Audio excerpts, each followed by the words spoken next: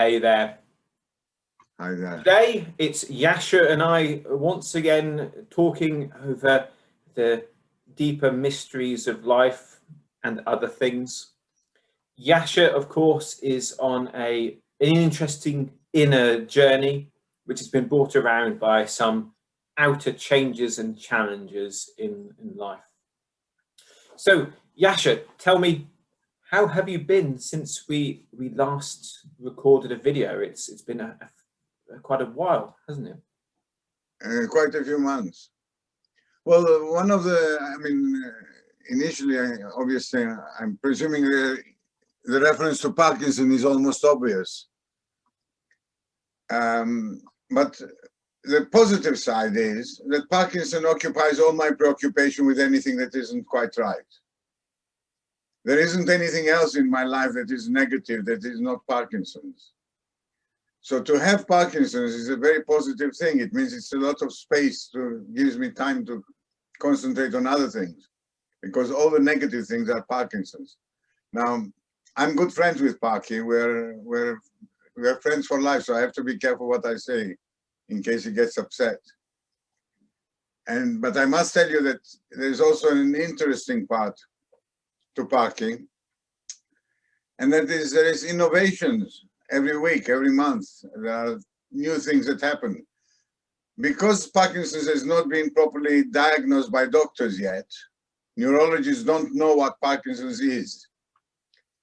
Every two through three people that have got Parkinson's, all the symptoms are different in each one of them. There isn't a standard set of manifestations of the illness like there is in every other illness. Parkinson's, some people suffer in one aspect, others suffer other aspects. Some people have got serious tremors, other people have got mild tremors. I've got a medium range tremor. So I'm saying that in the sense that literally every morning I wake up and there might just be something completely new that I've not experienced, which I can attribute to Parkinson's. For the sake of argument, I've had more problems recently with saliva in my mouth, which I know is a Parkinson's trait. If I didn't have Parkinson's, I still would probably got because of my old age. I'm over 81 now. Wow, 81. So there are lots of things I have to try and remember. Take Parkinson's away, what is left, and take everything else away, and what is there. So, well, that's very intriguing, because you're probably in a bit of a strange position to know what is from where. If I was dealing with some of those symptoms, it probably cause other symptoms as well, from having to concentrate harder to do things to steady yourself. Can you hold the tremors still if you need to do something that sort of involves fine motor skills or anything? Yes, concentration? Yes. This is where the spiritual element for me has come into play. Certainly meditation has given me the opportunity to control the tremor. When I meditate, and that is, without defining meditation, when I concentrate on my state of mind at any one time, which I do every day now, I can stop my tremor. Literally, if I've got a tremor, I can stop it. But the reason for that is because the cause of the tremor, I found out, is stress. Whether it is positive stress or negative stress makes absolutely no difference. I have this tremendous tremor in my right hand when my grandchildren arrive home. My granddaughter, one of them, has the habit always of sitting on my hand intentionally so that I don't tremble so much. As I have it when, for example, now to some extent because of this recording and the stress of the recording. So as I say, there's new aspects to the way I feel every day. So to me, it's a matter of settling down in my mind that Parkinson's, I've got an illness that is not defined. That's not easy to define, to explain, but I've got an illness that is terminal, that is Parkinson's, but I don't know what I really have got. It's a difficult combination of of the disease, so to speak. It is very interesting in this how you describe how the tremors and other symptoms can, through a kind of mindfulness, be reduced. This is actually a very good way of learning. They've done some studies, and they've had monks who have spent 20 years meditating, and they've got people who can't sort of meditate at all. And if you use a biofeedback machine, so if you can see your brain waves, you can learn very quickly to be able to get mastery, because you can see what's happening. So for you, when you've got excitement or stress, when your adrenaline's going, in a way that other people, perhaps it's more subtle to them. But also you need to master your body every day. A lot of people go to yoga class or do Tai Chi, and they focus to be precise and to control themselves. When you make a cup of tea, and if it's a bit tremory, surely you have to go, right, okay, come on, Yasha, we're going to do this. And also know when to bail out. There must be times where it's all going, and actually the idea of making the tea is going to cause more stress. You have to say, sorry, could you make that for me today? Does that happen? Absolutely. But let me ask you, Martin, how do you, when you talk about meditation, are we talking about clearing the mind, or are we talking about concentrating on a subject in the mind? Because there are different concepts, aren't they? Well, they kind of go very close together at the top, So if we talk about in the Oriental tradition, the term they use for what we call meditation is samyama. And they do mean focus on one thing. And they believe that perhaps through mantra, you could repeat a word, or you could watch your breath, or you could imagine a symbol. Or you can have the tremor of your hand. Yeah, you could watch the tremor of your hand. You can go through various different stages of calm, aware focus. The first one, dharana, which is concentration. And that's when you're concentrating on something, but you need to keep bringing your mind back to it. It's not settled on it. We've all experienced that one. And then the next one, dhyana or dhyan, depending on your pronunciation. This is what we would see as meditation. You're in the flow of it. You like the subject and the mind are kind of engaged. All you need to do is ward off disturbances. And that word, that Indian word dhyan, is actually where the word chan and zen comes from. So zen is, that is from that origin. And then there's the final stage, which is samadhi, when you become at one with the subject. So it's just your oneness. Now, if you look at the practice of clearing the mind, it's an interesting thing. You are focusing on something, in a sense. Your mind is joined in oneness on nothing. So it kind of goes through the same stages.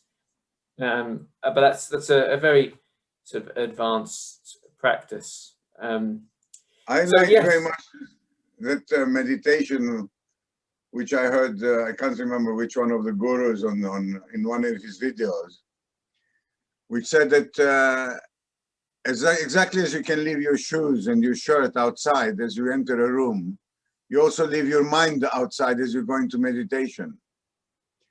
And once you are inside the meditation room, there are still shelves which have got boxes in them. You make sure that you take each box and throw it out the window until you're ready now with empty shelves around you, and you take the shelves and get rid of them as well. Now you're only left with space on your sides and above and below you. Oh, wonderful. Open that space up. Where are you? Now that is, if you can reach that stage, you can reach this epicenter of meditation, of your meditation. It's a wonderful exercise. Yes, I like it. It's what you're describing there is like the opposite of a memory palace, isn't it? So you're saying, right, No locations, no place. I like the Yeah, very opposite good. memory palace. I like that, the opposite of memory. Now, one sort of practice, sort of kind of associated with what we're talking about, and kind of connected with what you're dealing with, is mindfulness in life as meditation. And there's actually a term in Japanese, ichigo zamai, means one thing, pure focus on one thing at a time. So we're talking at the moment, this is a meditation. If I'm fully engaged with you and tune in to you, I'm responding to your facial responses. I'm trying to make sure that I'm communicating eloquently. This is as pure as any meditation if we go fully. And this is an interesting practice. It's very purifying and very interesting to go down, because you start to realize how many times you multitask and you're not really doing either thing. How many times you're doing things and you're not getting the most from it, or putting your whole ability into it. It's something I've been really working on improving, and it's a journey of discovery. Yes. It seems to me that you don't have much choice but to be a lot more in the moment. No, but I mean, you haven't put any labels on anything you've said. You mentioned the Japanese, and you mentioned Zen Buddhism, which is a Japanese aspect of Chinese Buddhism, if I'm not mistaken. Isn't that right? Yes. But these are actually universal principles. You can find Stoic writings talking That's what I about. was going to ask. And there are so many elements of spirituality and meditation and other trains of thought that are absolutely identical in whichever religious or philosophical body you choose. They all, finally, the bottom line seems to be the same. Like all religions are basically the same principle of what's going on. And yes. Truth is truth when properly identified. Yes, but that is the key to everything, truth, because you must believe what you believe is true if you want to believe it properly. Yes, and be willing to update, but also to keep looking for evidence, because obviously it's very tempting to believe what is convenient and reassuring, or which has strategic advantage. A lot of people end up believing what the people around them are believing in, or what allows them to become sort of part of a group, or so on. So yes, the path of dedication to truth is quite a brave path, I think. I remember as very young, maybe, I can't remember, maybe certainly under the age of 8, because I was still in Turkey, so it's easy for me to block that period, thinking, why do people ask what is true? I mean, truth is truth. Truth is not a lie. That is truth. So why are we keeping on? As I grew older, and sort of the philosophical question, I came across it not in my own mind, just reading about it and so on. I just couldn't understand why that was a subject for discussion as to what truth is. It took a long time to suddenly come to the conclusion that truth is what we have to be to ourselves, and we have to make a conscious effort to be truthful to oneself. Yes, we're brought up and we're conditioned and educated to have views and opinions which are not necessarily true at all, but however, they emanate from the inside of us. So I think that is the first principle of the whole of everything we're discussing. You have to be true to yourself first. So there we are. This leads me to some interesting questions. you're talking about 81 years old, and I'd like to ask a few questions about what your thoughts on. There are things that people across the world are unsure about, aren't there? Where they're the borderlines of what we can observe and what we're unsure, sort of which way. You know, so let me think of some examples where we're debating. Every culture seems to be wondering if there are any ghosts. Isn't that strange? And to the point where if there are no ghosts, it's probably even more interesting that we're all wondering if there are. People see them, people deny them. How can that be happening everywhere? No definite firm belief there. Do you think they exist? Are there such things as ghosts? If you mean ghosts, sort of living beings after they're dead, is that what a ghost is? I'll leave it to your wisdom as to what you think these things are. Are they? Could they be an echo of a memory? I'm not sure whether you're taking me back to the subject of death or not. Well, actually, it wasn't deliberate. I was just thinking about one of those things. I probably could have said aliens.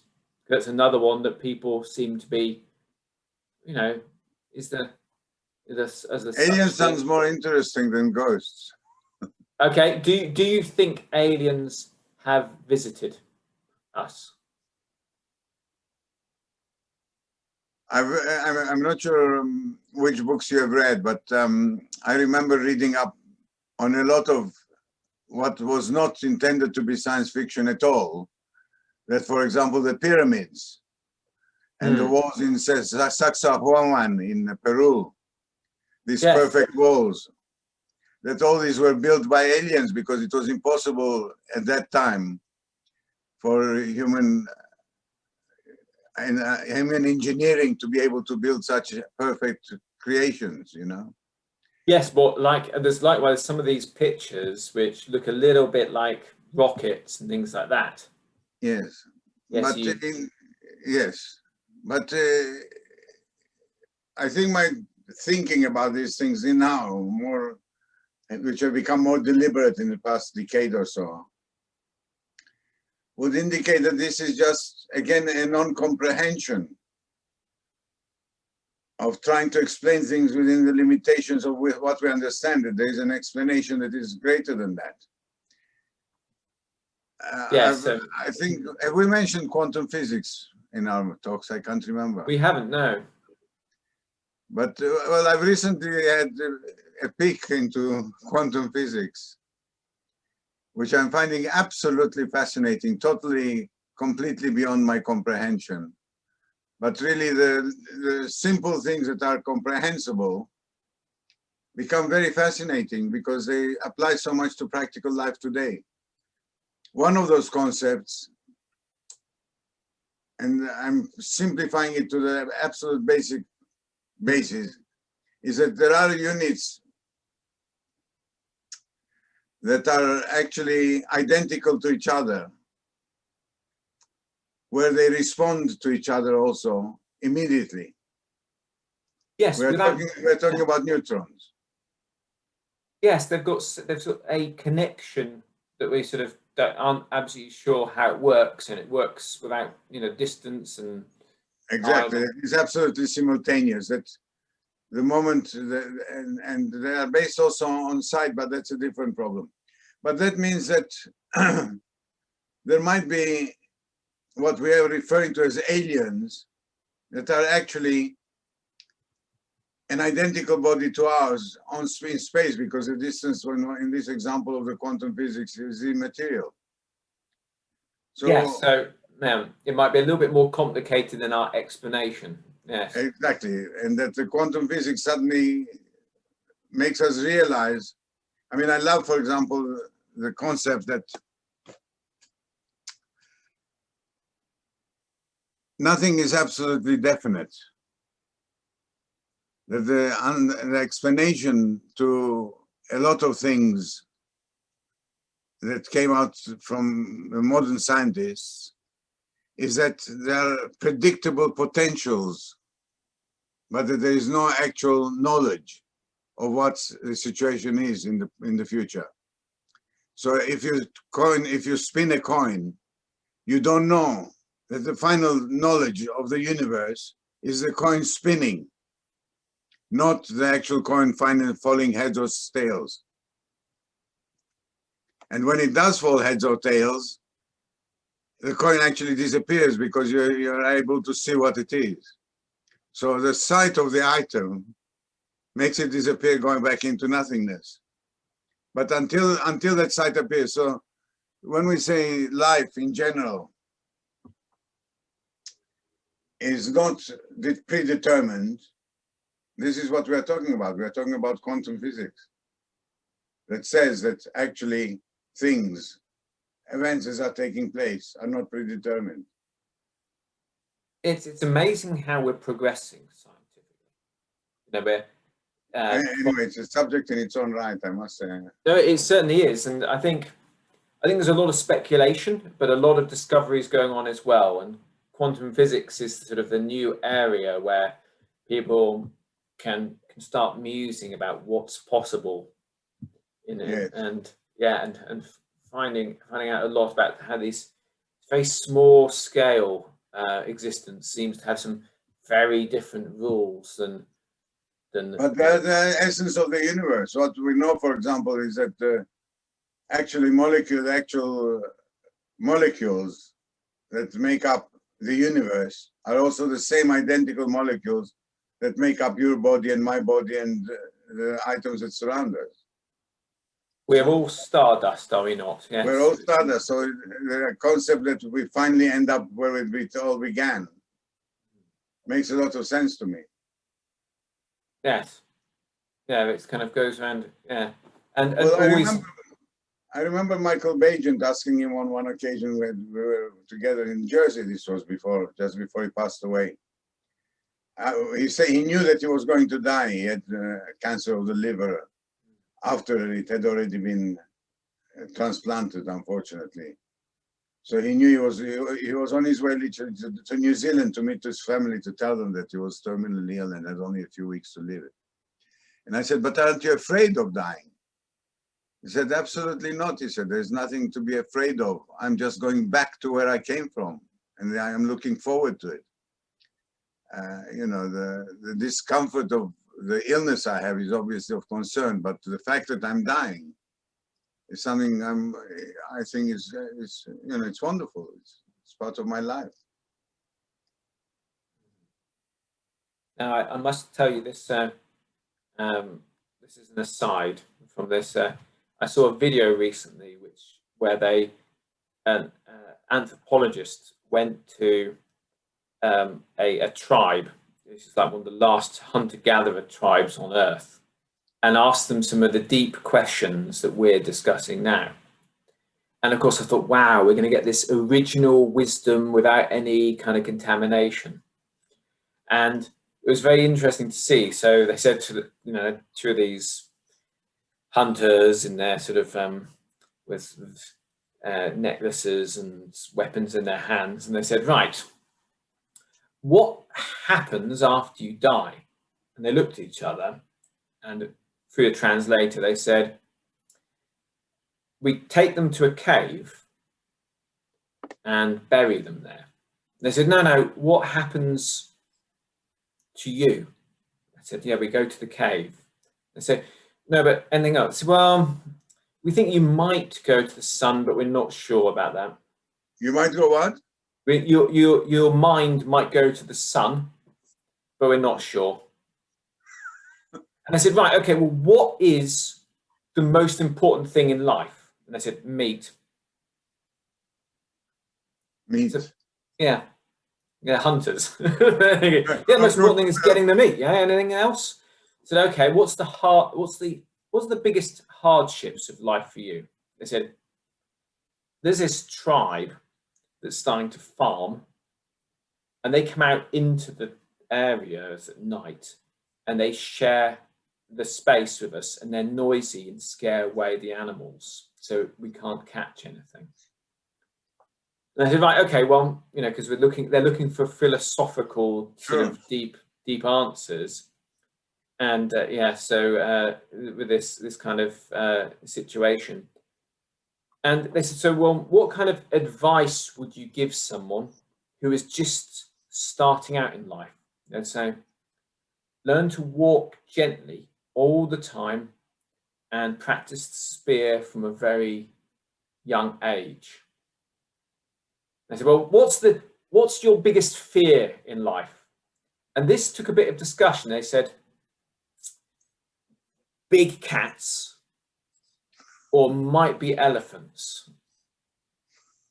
And I thought that was really interesting, because as opposed to being sort of very abstract, you know, you and I asked someone on the tube that their biggest fear would be something like, oh, I won't fulfill my full purpose, or that, you know, I never was loved properly or something. They're actually looking at the physical threat to their health, you know, whereas that, and if we were to answer the same, that man on the tube to say heart disease, that should be his biggest fear. If I was to ask you some of these questions, it'd be interesting to hear your answer. If you could send a message to a 16-year-old Yasha, it's a letter from you now. And you can only write, you know, one side of A4. You can't write him a novel. But if you could, and let's assume you would, write him this letter of advice, have you got any ideas what kind of things you might put on there for him? Within the context of your story just now,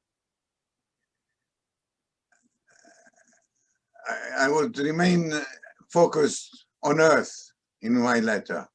And I think what I would try and think to be able to write clearly for him, and try and think it out first and then write it so that I could limit myself to just a page, would very much be related to time and the speed with which time is going by. And that how to use that time most beneficially, and not to worry about negativity.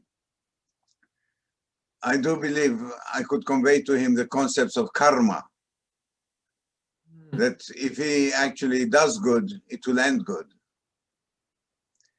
And I would try and convey all that to him in a practical sense, because I genuinely believe, I just can't understand how I've got to the age of 80. I'm suddenly here. I was 16 years old only yesterday. Yeah, but that's an experience though, isn't it? We have a surprise moment of our aging almost at every age, don't we? We look in the mirror and think, yes. What? And one thing I'm finding myself is how do I put this? My physicality is still very good compared to my contemporaries who are the same age as me. I thought you were going to compare yourself to me. Yeah. Well, no, I don't know. You're in territory that I'm yet to discover. I must tell you that my physicality is excellent, except for the Parkinson's. Yes, but we have already established you now blame Parkinson's for everything. So I don't know. I don't know if that's true. You know, I don't.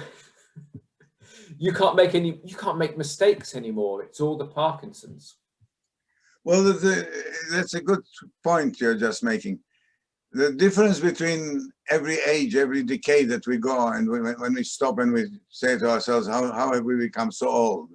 The difference between reaching 80 and each other decade is that at 80, you suddenly look forward, and forward there is nothing.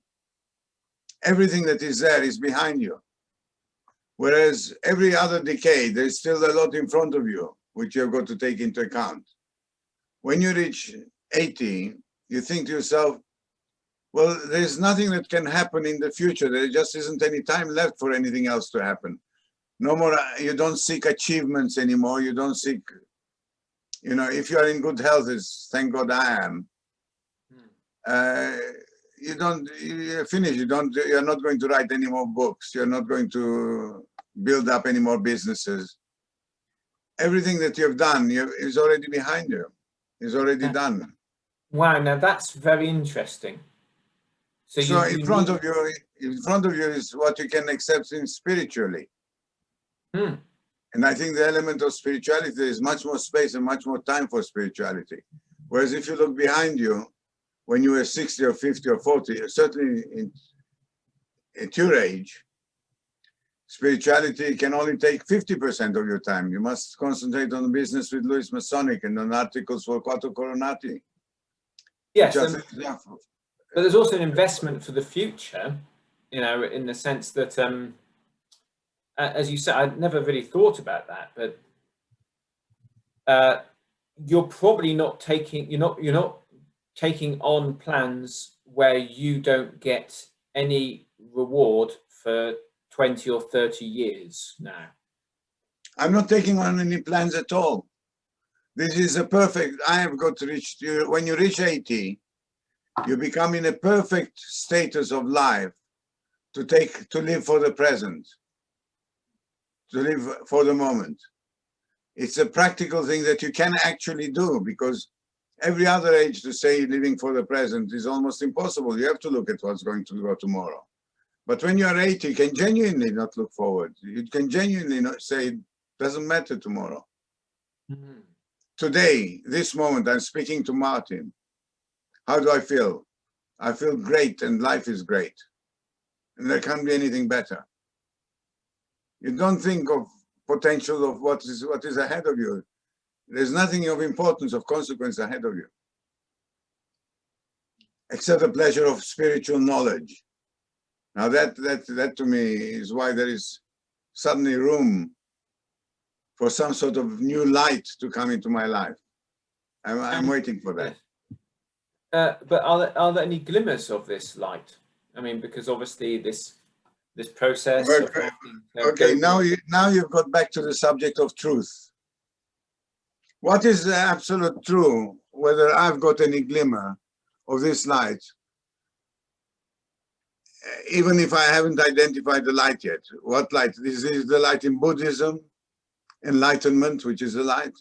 Is it the light in the Kabbalah, which is beyond the Malkut, which is there? Is it some other light which is a glimpse of what is coming after my life is over? But irrespective of all that, the truth is the question as to what do I think? Not what do I think. I think is not the truth. What I actually achieved is the truth. I can give you an example. I mean, I've been practicing Buddhism only for a few years, 3, 4, 5 years, for the last few years. I'm very sorry I didn't take it up much earlier. In fact, I'm very sorry I didn't take spirituality in general on much earlier on, even when I became a Freemason. But now in Buddhism,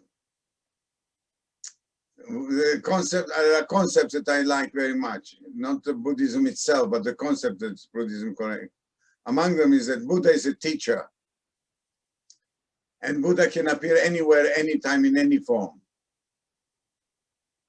Now, I like that concept very much. And I've genuinely stopped. I've never killed, since I became a Buddhist, I've never killed a fly. On the contrary, I helped it out the window if it's in my room. There's no more swatting. But what is the truth is that I think some of those flies were a Buddha, as Buddhism wants us to believe Buddha might be in this lifetime. And when I thought to myself, a fly might be Buddha, a fly actually sat on my hand. Now, this actually happened, so it's not a matter of theoretical. And I looked at it and I thought to myself, it's going to fly away any second now. But what if it is a Buddha? What if I'm actually managing to communicate? And the fly was doing its normal, fiddling. But I suddenly realized that under normal circumstances, this fly would have flown away ages ago. And yet it was still there. I'm talking of maybe a minute, 2 minutes, which is a minute and a half, which is a long time for a fly to be steady on one spot. I might have caused the fly to go away, but this is where the question of the truth comes into my mind now. What was my true, genuine, honest feeling about that fly? Did I really believe it to be Buddha? And what strength has that belief got to do with the truth? What is the truth? Is the fact that I think that the fly might have been a Buddha the truth? Now, physically, I know there isn't a Buddha and that the fly can't be the Buddha physically. But the concept, the idea that every animal, every life is important and every life can contribute to you, and you can communicate with every life, that truth is something that actually penetrated my mind.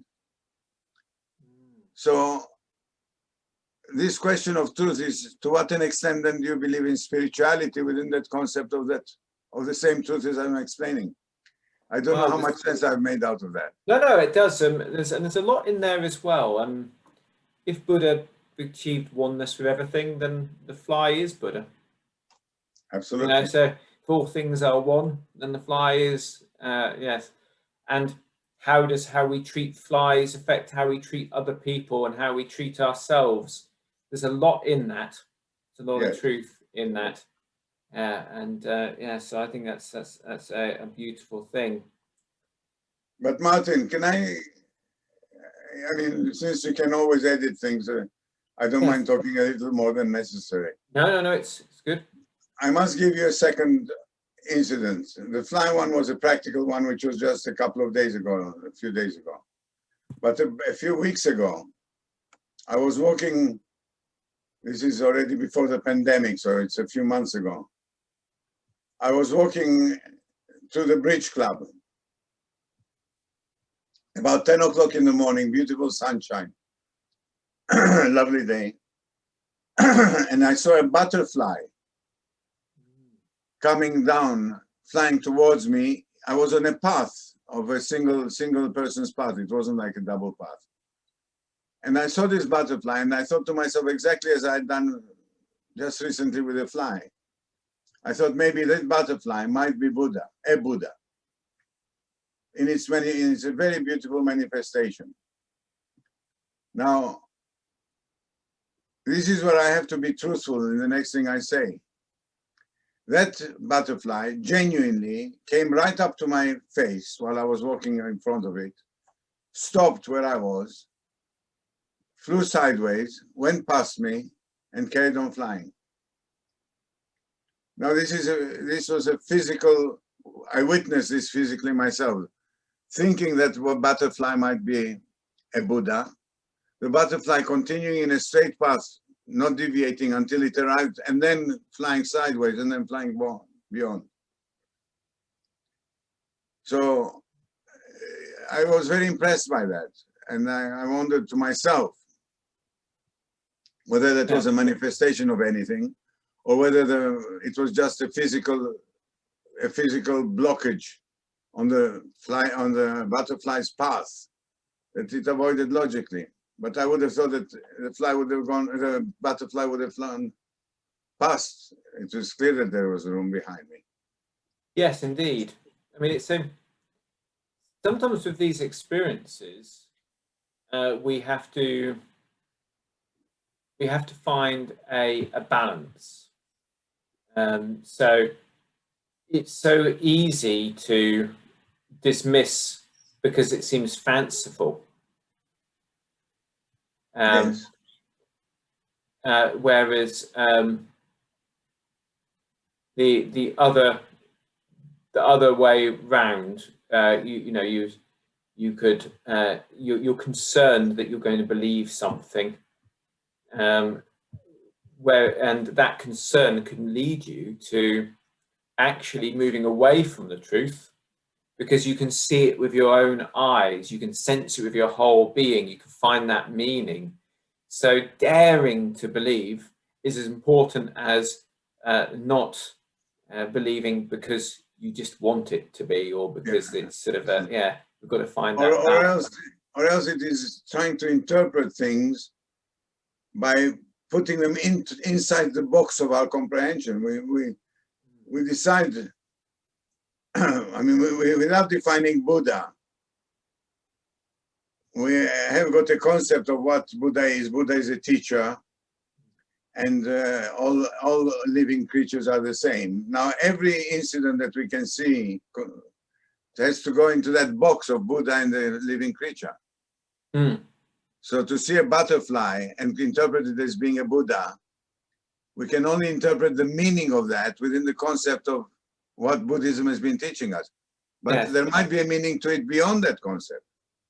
Yes, sometimes these things, sometimes things people say or things I observe, it takes a long time for me to get them.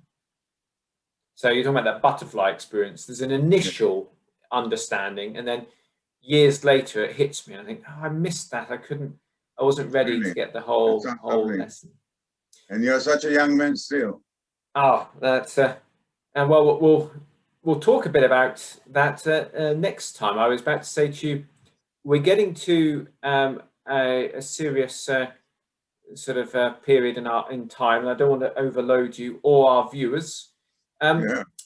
So I say that let's you and I conclude this for this time, and then next time let's talk more about that concept of time and about the use of time. You were talking about that letter to your 16-year-old self, and we were talking about how time can surprise you. It'd be nice to tell talk me about. What do you think the theme? What do you think the theme of today's conversation was? It was truth today, I think. Truth. But we very much touched on time as well, so I think it's a natural lead upon. I'd like to learn from you about how to value time.